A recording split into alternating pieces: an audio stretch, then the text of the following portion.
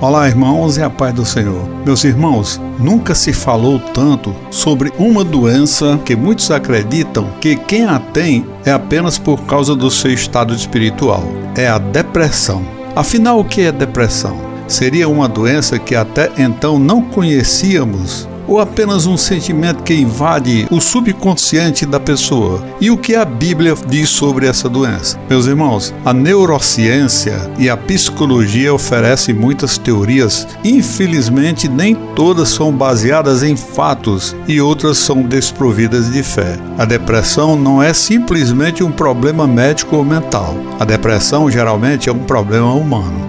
Embora problemas médicos e emocionais possam contribuir, e frequentemente contribuem para algumas pessoas, essa doença tem componentes espirituais muito significativos. Por que a Bíblia fala em depressão? No livro de Provérbios, capítulo 12, versículo 25, menciona a depressão diretamente no que diz assim: a ansiedade no coração do homem causa a depressão, mas uma boa palavra o alegra. Deus, por meio da sabedoria de Salomão, fornece o diagnóstico e uma prescrição que podem ajudar as pessoas a superar a depressão.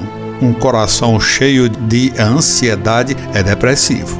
Jesus disse: vinde a mim todos os que estão cansados e sobrecarregados, e eu vos aliviarei. Tomai sobre vós o meu jugo e aprendei de mim, porque sou manso e humilde de coração, e encontrareis descanso para as vossas almas, porque o meu jugo é suave e o meu fardo é leve. No livro de Mateus, capítulo 11, do versículo 28 ao 30, em linhas gerais, podem encontrar esperança em um fundamento bíblico. Você também pode encontrar histórias na Bíblia onde certas pessoas experimentaram depressão e que nos encoraja em Deus em dia de angústia. Deus queria tornar conhecida entre nós a gloriosa riqueza deste mistério, que é Cristo em vocês, a esperança da glória. O apóstolo Paulo, um homem que teve mais do que sua conta de tribulação e sofrimento,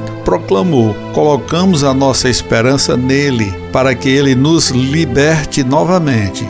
O que está em 2 Coríntios, capítulo 1, versículo 10. Vivemos em um mundo caído, um mundo em que as coisas podem chegar ao fim. A dimensão trágica da vida estará presente até que o reino de Deus venha completamente no retorno de Jesus. A alegria da salvação vem de perceber repetidamente que nossos pecados foram perdoados e que viveremos para sempre com o Deus eternamente feliz. Nunca devemos esquecer o Evangelho de Cristo. O amor a Deus e aos outros é essencial, porque todos nós, em algum momento ou outro, nos encontramos sugados por um vórtice autoenvolvimento mórbido que nos impede de seguir a prescrição celestial, dada pelo grande médico, o remédio que muitos precisamos. O maior mandamento da lei é: ame o Senhor, seu Deus, de todo o seu coração, de toda a sua alma e de todo o seu entendimento. Portanto, a depressão é a falta de orientação da palavra de Deus. No entanto, nunca presuma que não há problemas médicos que precisam de atenção,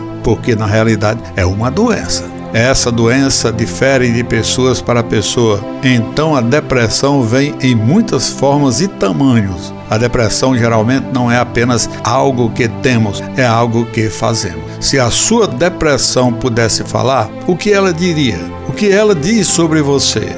Para Deus, a depressão é uma experiência ativa e pode resultar de muitas fontes: culpa devido ao pecado não confessado, culpa falsa, vergonha deslocada, medos ímpios, amargura ou ódio reprimido, luto sem esperança e outras expectativas na palavra de Deus.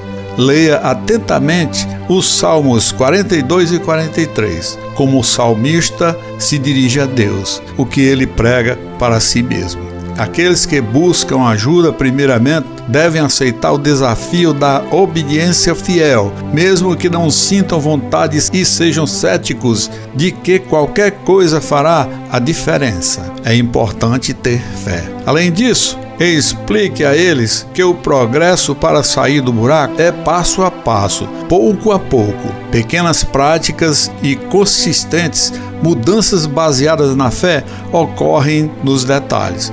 Observe o estilo de vida. Avalie e forneça recomendação para problemas de estilo de vida, como excesso de trabalho, falta de exercícios, dificuldades para dormir, procrastinação, estresses não resolvidos, ausência de disciplinas espirituais. Resolva conflitos, comece a trabalhar e atribua tarefas amorosas ativas realizadas para o benefício de outros.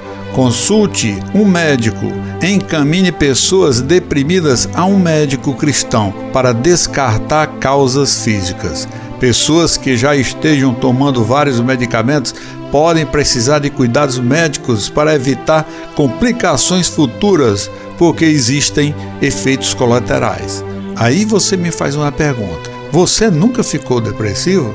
Meus irmãos, depois de mais de 40 anos de evangelho e de 12 anos estudando com muita constância a Bíblia, eu olho para trás e vejo que houve momentos de grande alegria e satisfação, mas também houve momentos de profunda depressão.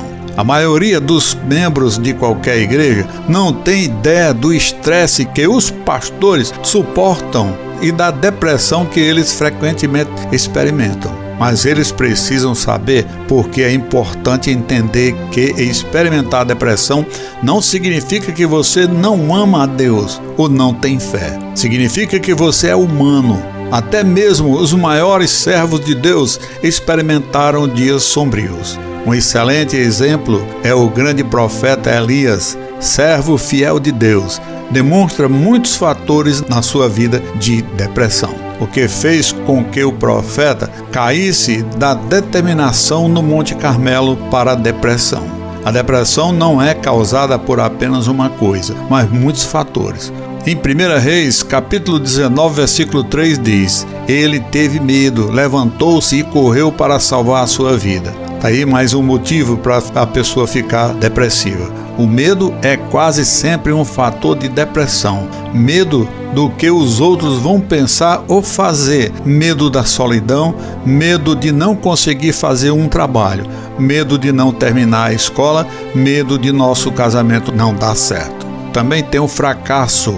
Em 1 Reis, capítulo 19, versículo 4, Elias disse: não sou melhor do que os meus pais. Ele se via como não tendo mais sucesso em parar a idolatria de Israel do que os profetas antes dele. Na depressão, é comum começar a pensar: sou inútil, sou incompetente, sou um fracasso.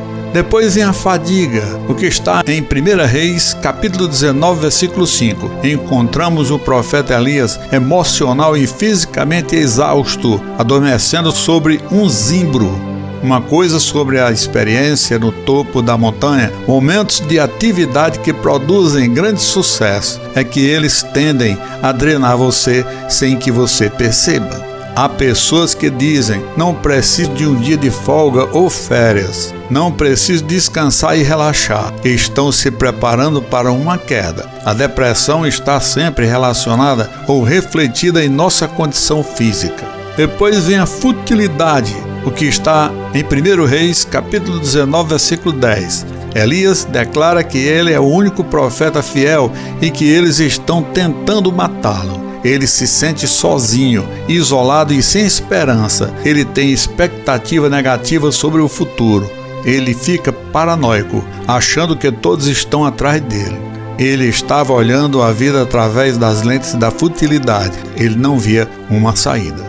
Elias estava tão preocupado atendendo às necessidades dos outros que negligenciou o autocuidado. Ele se esqueceu dele mesmo. Quando usamos nossa energia emocional e física, ficamos exaustos, o que leva à depressão.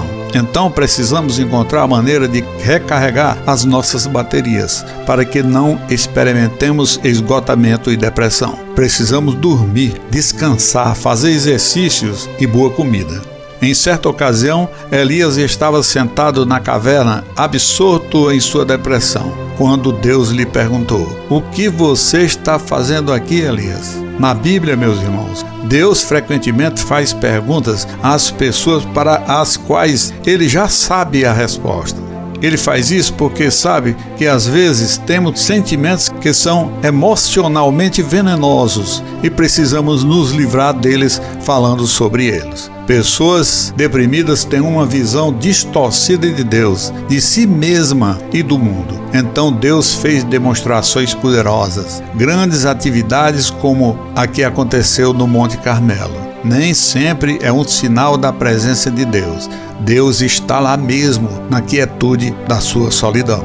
Então Deus ajustou a visão de Elias e o fez com que ele visse indispensável obra de Deus no mundo. Deus disse: "Eu sou o único, sem mim não há esperança."